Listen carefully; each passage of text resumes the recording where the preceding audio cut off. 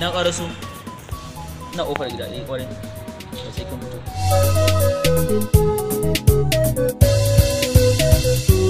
Gudun wace sa'a ne. Wa alaikum salam, barka zuwa. Barkan ka dai. Barka. Ba hutu ya ji daɗi. Lafiya kalau wallahi. Kwana da yawa. Wallahi mun shiga rubi ne gaba ɗaya mun koya. Ba ka buya. Wallahi labarin da Assalamu ga. alaikum. Alaikum salam.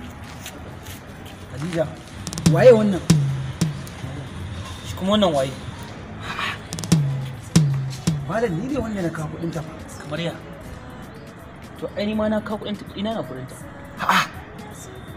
Ban gane ba bace ma bayani ba. Don Allah ku yi haƙuri. Wallahi ba laifi na bane. Ba magana haƙuri bane Khadija. Don Allah ku yi Ki mana bayani. Kin taɓa ganin mace ta auri maza biyu? To amma an shi nawa, an shi nasa. A'a, amma dukan ku ina son ku ba zan iya zaɓa ba ne. Ana wata ga wata. Gaskiya dai ya kamata ko ni ko shi kawai. Khadija, kin san ina son ki. Amma duk irin san da nake miki, wallahi yau na haƙura da ki. Idan mahaifinki ya dawo, dan Allah abokina zan sa ma namba na. In ya so ka kira ni, za a baka kuɗi na nima sai kai mun waya ka bani. Allah kai haƙuri. Ina don Allah ku yi haƙuri. Na ba shi can haƙuri. Ai wannan abu kawai ni na haƙura. Nagode. Shikenan za ka Allah ya shirye ki. Don Allah ku yi haƙuri. Don Allah kai haƙuri.